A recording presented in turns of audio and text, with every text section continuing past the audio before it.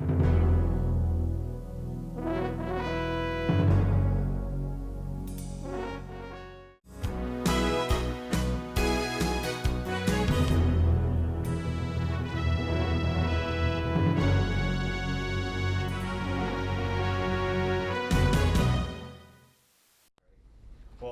welcome everybody. I want to thank you for coming to the Whitman's first Coin and Collectibles Expo here in Philadelphia. And my name is Dennis Tucker. I'm the publisher for Whitman Publishing. The gentleman who will be speaking with us today is Dr. Greg Dubay.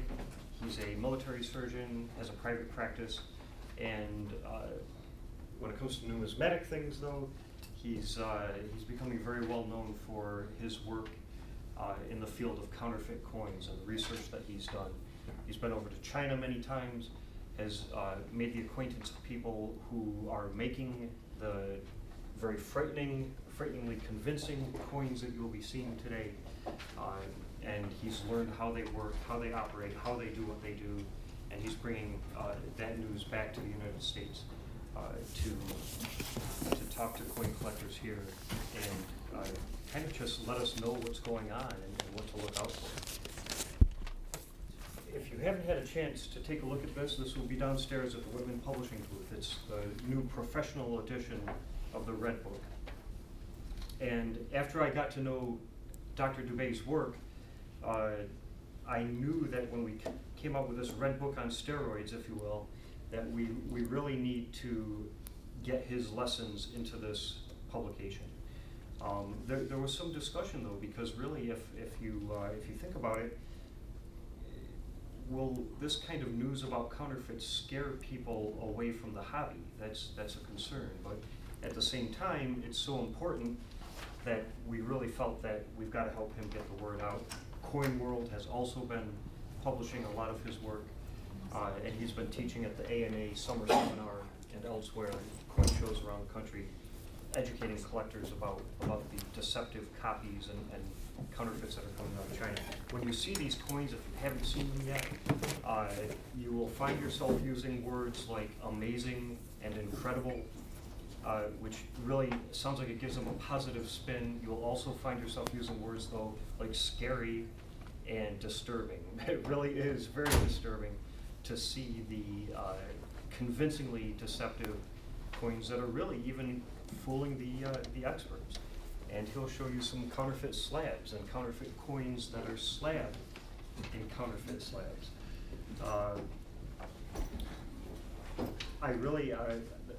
That's my introduction. Without further ado, I will introduce Dr. Greg Dubay. Thank you. Thank you for your work in this field.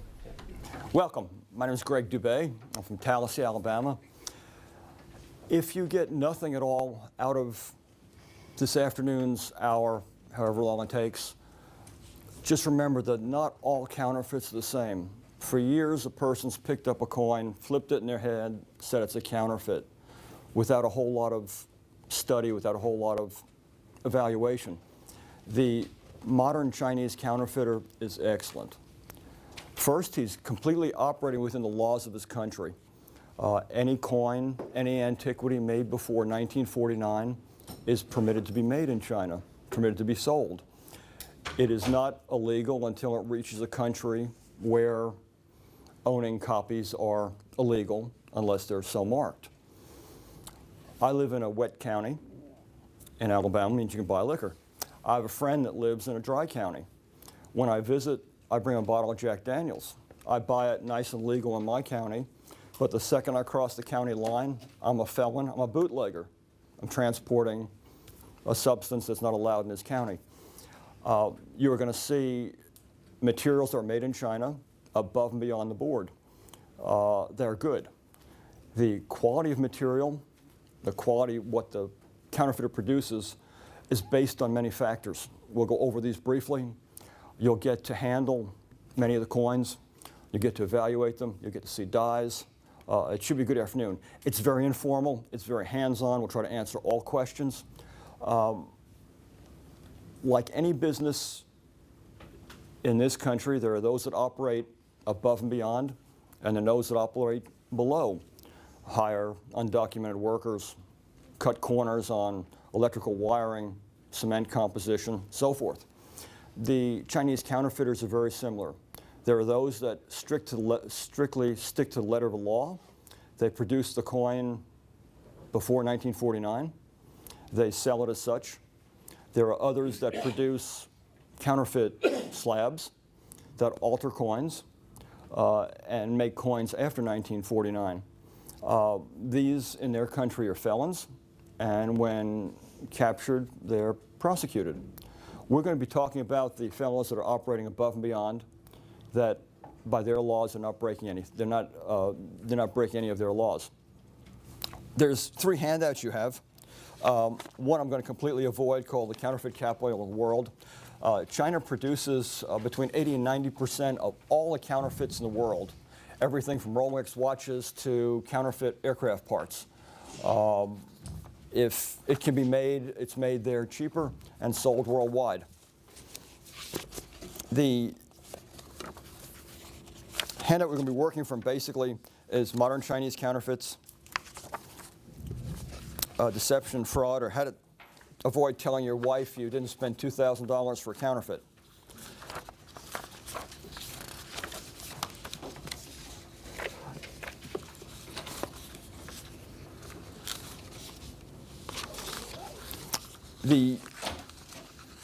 This was originally a 3-day program as presented in the ANA summer seminar in July. We've been asked to reduce it to an hour. You guys are really getting shorted on material. We should be seeing slides and pictures and going over how dies are made, how dies are created, how coins are made. Can't do it. We're going to strictly do hands-on stuff and a very gloss over of the counterfeiting process and what they're making. If you have questions about anything else, please ask. As I started with, there are 4 levels of counterfeits in my description. Dr. Sheldon, many years ago, wrote a 70 numerical grade for coins. In the classification of counterfeit coins, the classification is broken down to just 4. The same with die production. To produce a coin pretty much takes 3 things. You need some planchets, blanks to make a coin on. You need some planchet making material, and dies, die presses. It takes 3 dies to strike a coin. Most people think 2. You have an anvil die that's pretty much stationary. You have a hammer die that comes down and strikes it. And you have a collar die that holds it in place and imparts the edge design, whether it be reading or stars, whatever. The quality of die production depends much, and as I do this, oh, sorry, please pass these around. The quality of die production depends upon the affluence of the counterfeiter. The dies can be, part of your handout lists the D1 to D4 classifications of counterfeit dies. You have an example of each being passed around. These dies are made from computers that are controlling die cutting lasers. It is the finest work possible right now. Depending upon the amount the counterfeiter wants to spend, depends on the quality of the die. A flat D1 die with incomplete legends and poor stars is inexpensive, $200–300.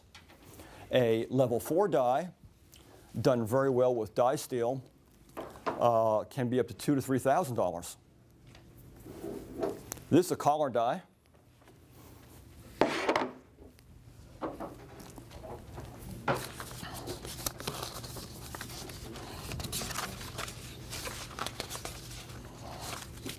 As you look at the dies that are passed around, the better dies, aside from being much more detailed. You'll notice they're dished, they're beveled. So when the die comes down to strike the metal planchet, it flows evenly. You get an even strike in the center, even strike in the end. The flatter die, the cheaper die, will strike well in the center and have a mushy detail on the periphery. Again, it depends on the skill and the expense the counterfeiter wants to go to. Question on that. Does the dyes, are they similar to? Oh, sorry, let me back up a little bit. I'm deaf, I'm sorry. I have an implant in my head. Yell at me. Okay. The dyes that are made, are they similar to the ones that our U.S. Mint uses? That is, the carbon dyes they use? Dye production used to be a big problem because dye steel was very expensive. This was solved in 1999 by the U.S. government when they started selling state quarter sets with dyes included. For $29.95, you could get a state quarter, the dye that struck it. Some enterprising individuals had agents over here, purchased thousands and thousands of the used dyes, sent them to China, where all they had to do was be re-engraved, annealed. They're all set to go. Were they engraved, though? I'm sorry? Were they engraved? No, the ones U.S. government struck were sold were. Yeah, I understand that, but those are the working dyes. You have the master dyes. You got master dyes first to make an impression of the dye. Is it the same process that they use, or do they try to No, copy something? these dyes are cut by laser. Laser. You have to completely forget Okay. our process of making dyes and the push technique, all that. This is strictly done from desktop computer and laser. Okay, all right. Once dye steel became free like that, dye steel became pretty common. Governments quit being so tight about it, and dye steel is quite common today. The biggest problem the counterfeiter has today, since he solved the dye steel and the planchet problem, the dye steel and the dye problem, is planchets. To get the correct metal composition, to get the right metallurgy, the right thickness, the right diameter, is very difficult. Each country uses different fineness, different diameters. In order to get a planchet for a high quality coin, maybe 1 in 100 is adequate, which means that you're going to buy 100, 900 fine dollar blanks before you get one good enough to strike a high dollar coin. That problem has been solved. Oh, this is some blanking strip. That problem has recently been solved. The individuals have managed to develop their blanking process very well, their metallurgy very well, and now they make blanks that are very good. In fact, how good? I submitted that to Annex. I purchased it for about $50. Annex came back and graded genuine. A genuine Type 2 dollar planchet, market value is about $1,600. As a result of this, Annex is no longer certifying any kind of planchets because there's no way to tell anymore whether it's a Morgan dollar planchet or one that was made in China a month ago. One question. We usually have a process of upsetting the coin, which puts the edge on it. Do they do that same thing, or do they use the collar? No, these are Type 2s. Okay, so they're upset, Yes. so they put the edge on, right? Yeah, there's Type 1, Type 2 planchets. There's 3 of them there. Yes, they go through the upset mill, the same process we do. So they upset, they put the edge on. It goes through a thing. There is a display downstairs, you haven't seen it, that takes a quarter from blank planchet, blanking strip, all the way to finished product to doctored product.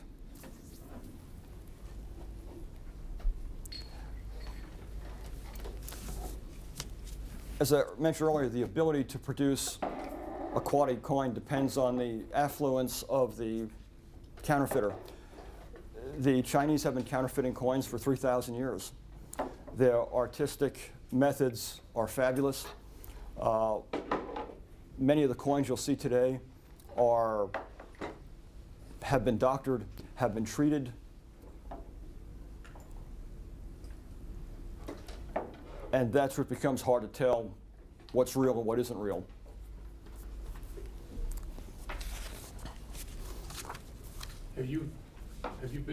Have you been to China? Yes. The people that are making these counterfeits now, are they mom and pop shops, or are they gangsters? Okay. In other words, is it an organized crime effort? I'll be there back in February, but the materials you're seeing today come from Big Tree Coin Factory. It's about 1,000 kilometers from Beijing. They produce 100,000 coins a month, which is more than many mints of small governments. I have a staff photo at a dinner downstairs. You'll see them. They're not mom and pop by any means. They are big business. But are they organized crime? No, they're operating above and beyond the law in China. Everything is above board. This is not illegal in China. Is it illegal in China to make counterfeit Chinese coins? Of course. No, unless they're made after 1949. They can copy any antiquity, Really? any coin, knife money, plate money. No. The items do not become illegal until the U.S. government delivers them to me and I sign for it. What is the attitude of the numismatic community in China, if there is a numismatic? There is. Do they approve of this, or they don't give a hoot, or what? My experience is they're very divided. Some are very angry at my friends. I call them my friends. I've known these people for some time. I did an exchange program to China where I taught surgery. I know these fellows. I know their family. I've been providing medicine, different things they can't get in China for their children. They are operating well within the laws. The collector community in China is really divided. Some people think this is not acceptable. Others think it's quite acceptable. As long as it's not Chinese antiquities. Surely the numismatic community in China is against old Chinese things being reproduced. They're being produced dramatically, and many of them. The things you're seeing today are somewhat protected by freedom of the press. I'm doing this for publication. All of these items have been inventoried and will be donated to American Numismatic Association Museum for long-term study. But of interest is when the package arrives like this, it passes U.S. Customs, and Customs has opened them, evaluated them, checked them off, and let them pass. I have not had a package denied by U.S. Customs. It comes by a registered mail.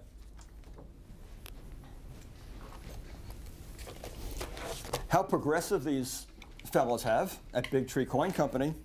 They actually manufacture fake Dansko albums. This beautiful Whitman album, the money is not real. That's part of later talk. The coins are not genuine. The album is not genuine. And how bold my friend is, on the back page he has his name and website.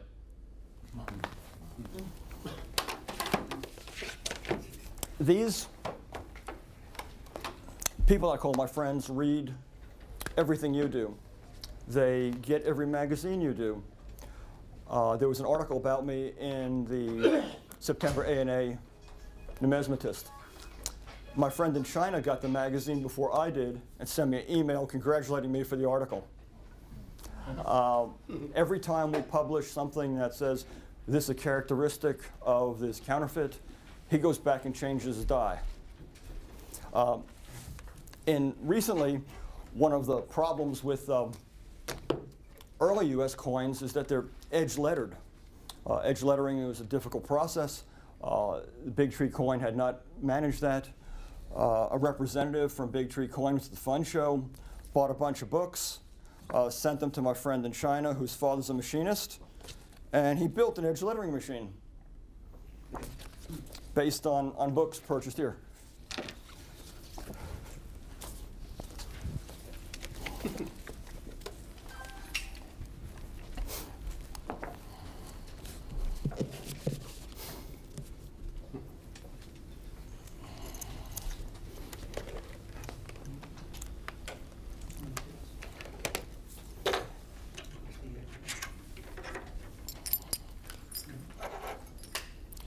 In dealing with coins, there's several things that when you think about. Dave Bowers always says, buy the book before the coin. Item number 2 should be, buy the materials to test it before buying the coin. There are 3 basic things every collector should have. One is a good loop. The second is a pocket scale that will, well, measure to 2 decimal points or thousandths. More than that, you're wasting your money. On a good pocket scale, $45 to $65, not expensive. The third item is some calipers for measuring thickness and diameter. These are electronic calipers. They're much more accurate for me because instead of having to read the numbers off here, I can read the dial. These are not very expensive either. Again, $50, $75, depending upon the quality. What about specific gravity? Item number 4. What about specific gravity? Yes, specific gravity is a very easy test to make. It's not frightening. Everything floats. If you, at the beach, and you pick up a rock underwater, it's pretty light. You pick it up out of water, it's heavy. The reason it's light underwater because it has some buoyancy. Not much, but some buoyancy. The difference between the weight underwater and weight above water is considered specific gravity. Specific gravity of 1 is distilled water, which is the standard. Very simply, an individual can make a specific gravity testing device. All that's needed is a small glass of distilled water, a small frame of any type, a piece of string and a paper clip. The water glass frame is set up. The scale is zeroed out, which would be the coin is weighed, is suspended on the paper clip. Just bend the paper clip, suspend the coin in it, hit the button, weigh it, take all the stuff off, weigh the coin again, divide the big number and the little number, and you have specific gravity. Every issue of Red Book has a chapter on specific gravities.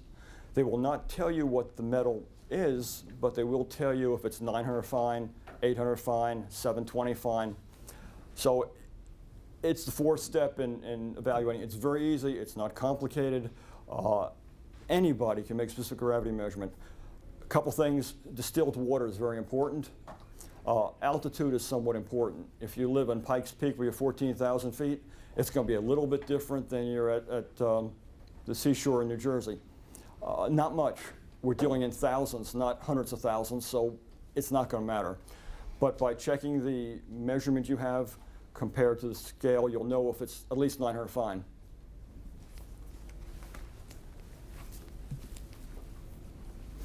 These devices are for you to play with as well as we get going into this.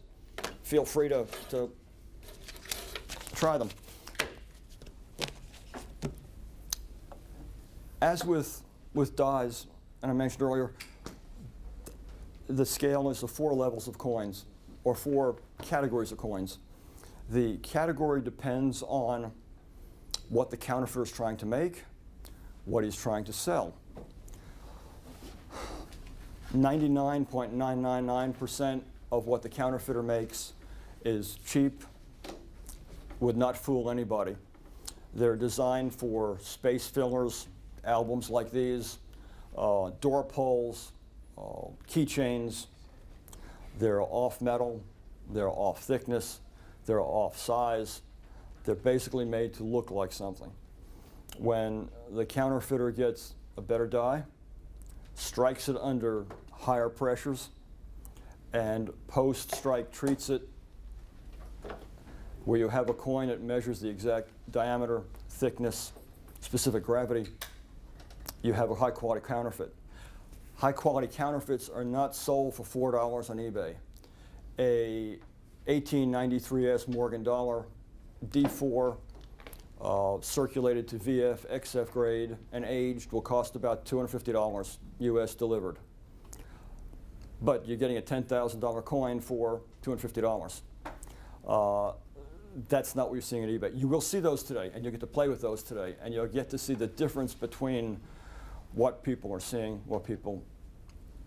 what's out there and what isn't out there.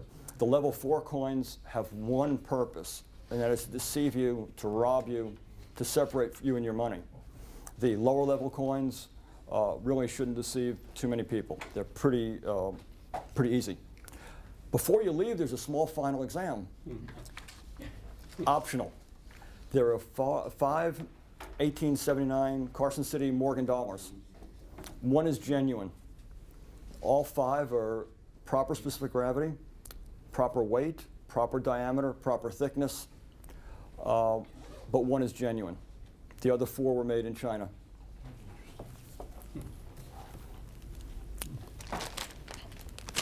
One thing I noticed about all the bus dollars, Sorry? one thing I noticed about all the bus dollars that are being circulated, they all have a very, very fine granularity. Oh, yeah, that's a cheap. It's a level 1 coin. What they should do, the Chinese do, is polish the planchets before they strike them. Then they have that. They're not trying to make a good coin. They're not trying to make it good? That's what I'm trying to get through. They're not trying to make a good coin. They can. They're making something cheap and fast and selling it. They are not putting a lot of money, a lot of time, or the best dyes into it. Okay? You will see the good stuff. That stuff in there is not to deceive you or someone that knows anything about coins. Deceptive enough. The- It'll The good stuff is. fool any flea market dealer or pawn shop. Bingo. The equipment these are being made on is kind of interesting. The United States government sold surplus minting paraphernalia in about 1910 to the Chinese government. The Chinese government used these materials until about 1958, 60, and sold them off surplus. The entrepreneurs at Big Tree Coin Company bought the U.S. presses, dyes, materials, all the peripheral tools, and set up business using U.S. equipment, U.S. presses. So the high quality coins are struck at the same pressures, the same way they were struck in 1890, 1900 in the U.S.